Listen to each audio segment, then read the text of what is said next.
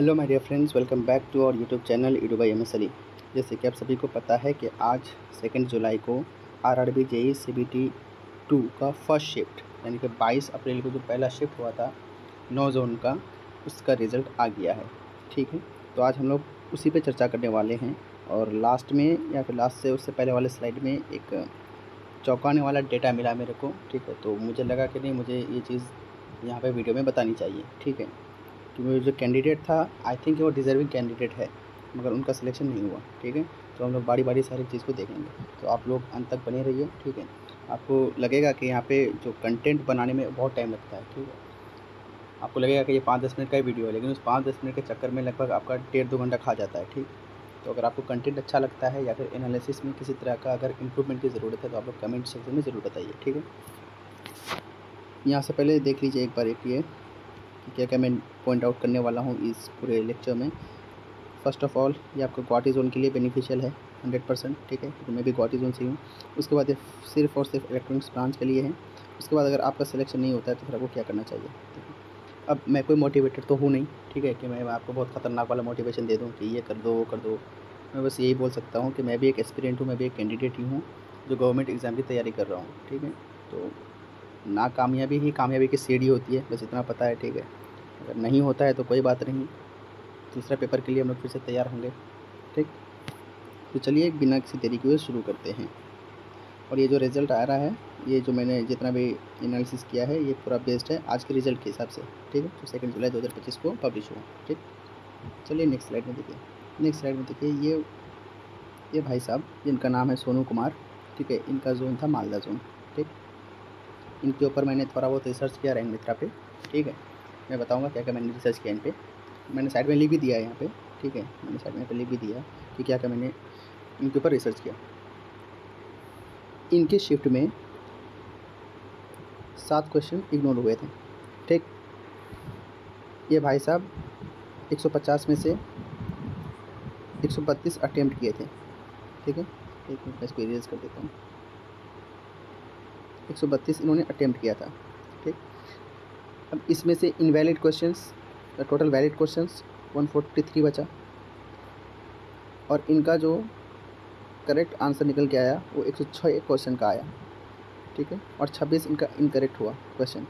तो टोटल मिला के इनका जो कटम कटाई करने के बाद जितना भी रॉ स्कोर बना आउट ऑफ वैलिड क्वेश्चंस में, यानी कि 143 में इनका बना 97.33। ठीक है, अब इनका प्रो रेटेड स्कोर 150 में बना 102.09790। ठीक है, अब यही प्रो रेटेड स्कोर, ये जो आपका मेन स्कोर हुआ, ये प्रो रेटेड स्कोर आपका मेन स्कोर हुआ। ठीक है, अब इसको अगर हम लोग 100 के स्केल पे अगर मेज़र करेंगे तो इनका स्कोर बन के आया कितना, 68.06527, ये वाला नंबर। और इस हिसाब से इनका मेरिट इंडेक्स निकल के आता है कितना, 770.97913। अब देखो इनके ऊपर मैंने क्या रिसर्च किया। रैंक मित्रा पे जब मैंने रैंक मित्रा का एक्सेल शीट खोला तो मालदा जोन के लिए, तो यहाँ पे इनका रैंक फर्स्ट था। ठीक है, तब इनका मार्क्स था 99.10 रॉ मार्क्स, लेकिन यहाँ पे रॉ मार्क्स इनका कितना आ रहा है, 97.33। ठीक है, तो शायद जो 2 क्वेश्चन इग्नोर हुए होंगे तो शायद इनका वो कटा होगा उसमें। ठीक है, तो हमको पता नहीं है उतना, लेकिन देखिए इनका रैंक मित्रा पे फर्स्ट रैंक था। ठीक है, तो इनका सिलेक्शन हो गया। ठीक, तो यहाँ से एक कंक्लूज़न ये निकला, टॉपर हैं अगर आप इलेक्ट्रॉनिक्स ब्रांच का, ठीक है, कंफर्म है आपका हो जाएगा किसी न किसी पोस्ट में। और दूसरी मज़े वाली बात है क्या, कि ये अपने प्रेफरेंसेस का, आप इसमें जितना भी प्रेफरेंस डाला था हर एक पोस्ट के लिए ये क्वालिफाई हो गए थे CBT 1 के स्कोर के हिसाब से। ठीक है, लेकिन मालदा जोन में वैकेंसी जो थी वो मैं बोल सकता हूँ कि इलेक्ट्रॉनिक्स डोमिनेटेड, यानी ये कैटेगरी नंबर 4 और 16 तो हो गया आपका, एक इलेक्ट्रिकल डोमिनेटेड हो गया, ये भी मान लो लगभग ये तो आपका मैकेनिकल डोमिनेटेड हो गया। ठीक है, वहाँ पे कैटेगरी नंबर 26, 30, 31 ये सब अवेलेबल नहीं था मालदा जोन में। ठीक, तो मेरे हिसाब से इनका प्रेफरेंस भी ये रहा होगा, पहले 28 देंगे, उसके बाद 4 देंगे, उसके बाद 16, उसके बाद जो भी बचा होगा, जो भी फॉर्म फिलिंग के दौरान इनके ऑप्शन में आया होगा। ठीक है, उसके बाद इन्होंने फिल किया होगा। तो इन्होंने जब इनसे बात हुई तो इन्होंने बताया कि ये हर एक पोस्ट के लिए क्वालिफाई हो गए थे। ठीक है, तो चलो इनका सिलेक्शन पक्का हो गया। अब चौंकाने वाला जो डेटा आया वो इस स्लाइड में देखिए। ये वाला। और मैं इनके लिए भी दिल से खुश हूँ, लेकिन जो नेक्स्ट स्लाइड में है मैं रियली बहुत अपसेट था उनके लिए। देखिए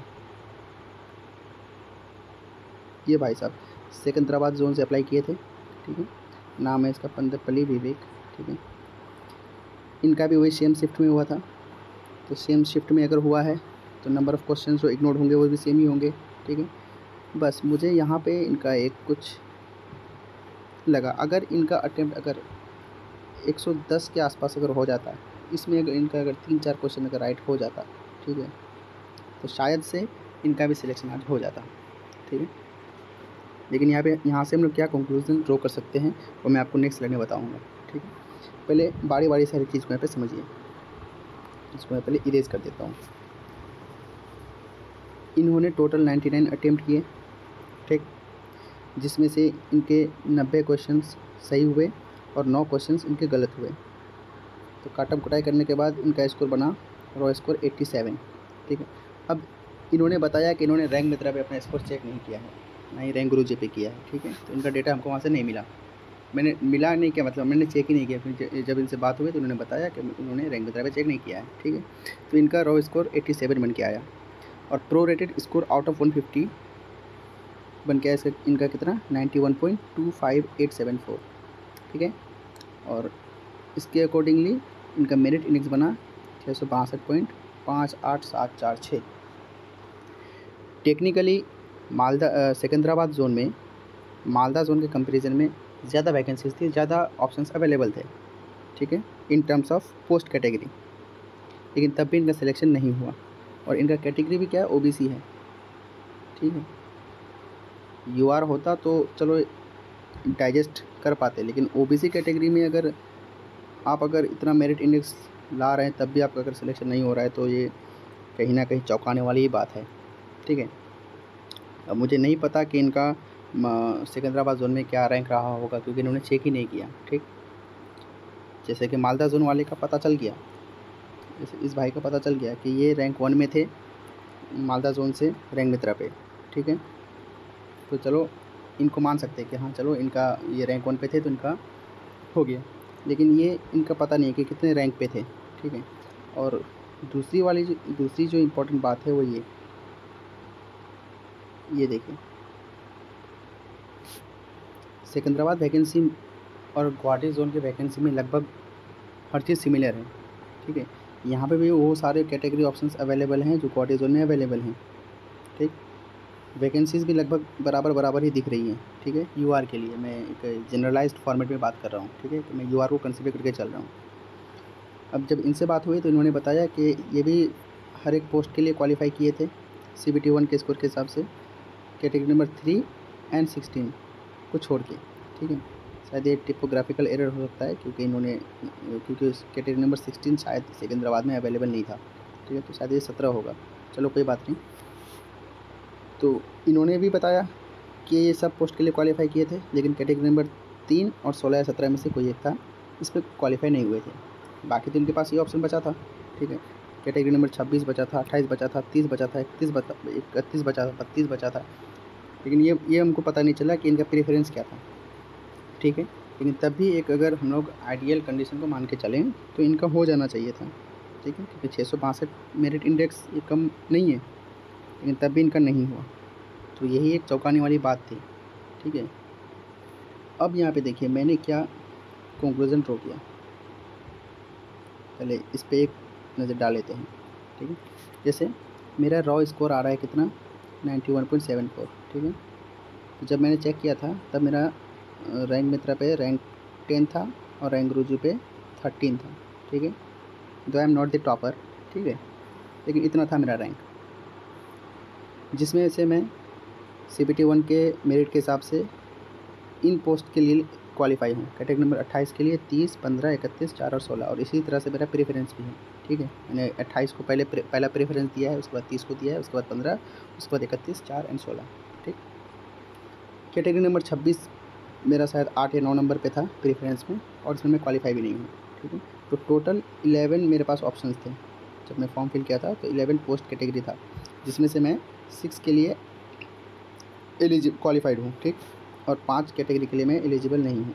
और वो 5 कैटेगरी क्या क्या है, 26 है, 32 है, 17, 8 और 3। ठीक है।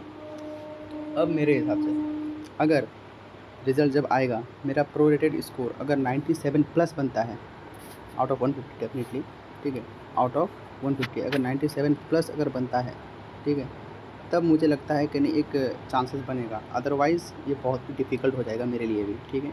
तो आप लोग भी एक अंदाज़ा लगा सकते हैं, और मैं यूआर कैटेगरी से बिलोंग करता हूँ। ठीक है। तो यहाँ से एक अंदाज़ा लगा सकते हैं, क्योंकि सिकंदराबाद जोन और गुवाहाटी जोन में वैकेंसी का जो ब्रेक है वो लगभग सेम ही है। ठीक है, क्योंकि हर एक कैटेगरी अवेलेबल है वहाँ पे भी, यहाँ पे भी। ठीक। हम मालदा का थोड़ा मान सकते हैं, क्योंकि अभी नंबर ऑफ़ जो ऑप्शंस अवेलेबल थे वो कम थे कैटेगरी वाइज। ठीक, उनके पोस्ट कैटेगरी नंबर के हिसाब से। ठीक है। तो अब नेक्स्ट स्लाइड में देखिए, मैंने वही चीज़ यहाँ पे डिस्कस किया कि अगर मेरा प्रोरेटेड स्कोर अगर 97 प्लस जाता है, ठीक है, तो एक चांसेस बन सकता है सिलेक्शन का। ठीक है, जिसमें हम लोग कंसिडर करेंगे क्या, ऑब्जेक्टेड एंड इग्नोर क्वेश्चंस को। ठीक है, अदरवाइज़ ये बहुत डिफिकल्ट हो जाएगा। तो मुझे लगता है कि ये it is very complex to decide the cut off range for Guwahati zone also. ठीक है, ये चीज़ मैंने यहाँ पे पॉइंट आउट कर दिया।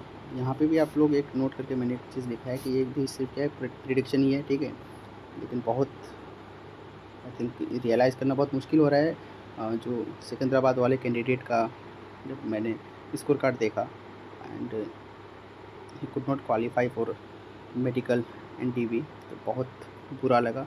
तो वहाँ से आप जो है एक कंक्लूज़न ड्रॉ कर सकते हैं कि आपका 97 प्लस तो होना ही चाहिए कम से कम प्रोरेटेड स्कोर। ठीक है, नहीं तो मुश्किल है। ठीक, तो आशा करता हूँ कि आपको ये वीडियो इन्फॉर्मेटिव लगा होगा। ठीक है, तो इतना ही तक रखते हैं। ठीक है, अब वेट करते हैं रिज़ल्ट आने का।